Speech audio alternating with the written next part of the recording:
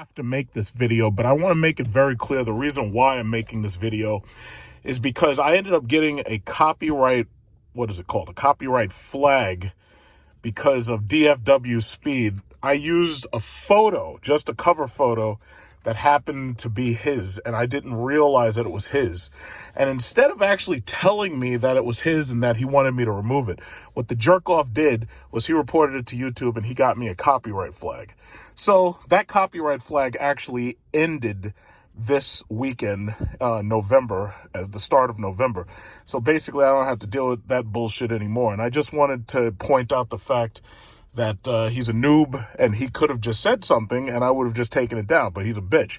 So anyway, the video that I had done was called The True Cost of SRT Ownership, because as you know, I like to talk about finances, I like to talk about leasing, and I like to talk about, I like to talk about costs, because a lot of people always ask, like, what are you paying? How much the stuff costs? This, that, and other.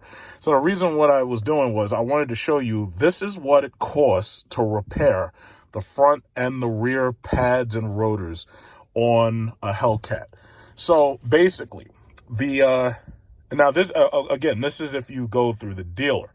If you do it through eBay and you just buy parts and stuff, this is not including labor, these costs right here. But if you do it through eBay or you go through like Amazon or something and you buy the parts, yeah, you can get third-party parts, and you could probably get them a little bit cheaper.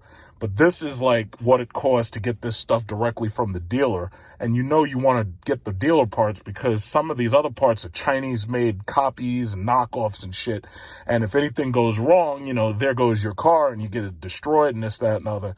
So anyway, the pad kit for the front pads are $401, as you can see, $401.99. So that's $402. I'll just round up. The front rotors are about $1,000 each, but they actually went up because the last time I went to get rotors, it was $950 each. Now these fucking things are $1,165 each. So the total there is $2,331 for rotors. Keep in mind, sometimes the aftermarket parts, it's hard to get certain parts, like rotors may be harder to get than pads typically. But I'm sure somebody's going to comment, oh, yeah, well, you could just get Stop Tech this and Stop Tech that. But I'm talking, me personally, I like OEM parts. I really don't trust a lot of the aftermarket stuff. So as you can see right here, front rotors, those were, front rotors, BRA, what is that? Oh, I guess that's part of the front rotor too. So that adds in, that's $325. But the pad kit for the rear, yeah, I'm looking at it. Rear, you're talking about $392 basically. So basically that's what it costs. And the total basically would end up coming out to $3,750. So, yeah, that's a fuckload of money to have to spend on one of these cars. And that's what you're looking at right there. You see that number? That's what you're looking at right there. So, now granted, listen, I know there's people who are going to say, oh yeah, well, you can get it cheaper than that. You can get it for less, and you can get it for this much from this people, and you can get it from, whatever. You could tell me in the comments what you think about that and everything. But, prices have gone up significantly from the last time I had to go to a dealer for parts. So basically that's the only point of this video. So I'm basically keeping it short. The only point of this video is just to basically say that that's how much it's going to cost.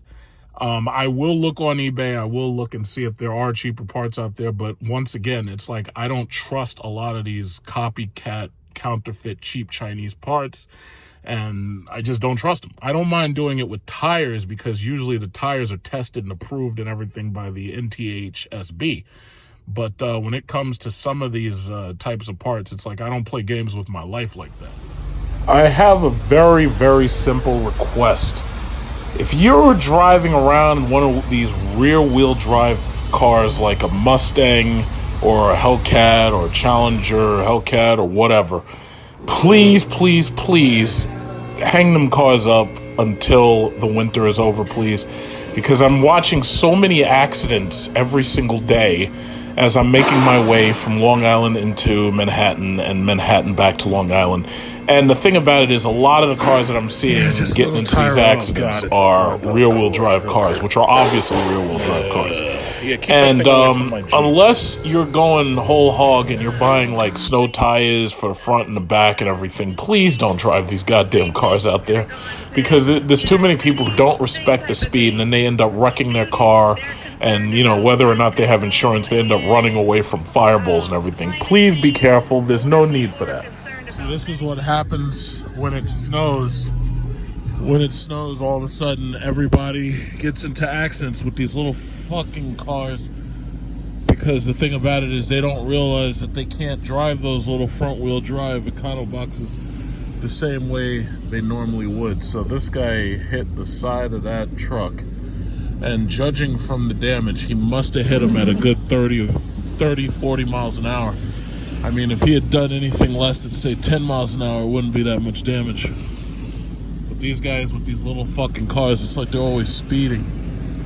And when they're speeding, it's like they can't slow down because of this ice. So there you go. That's a physics lesson right there for you. So I have to be very careful.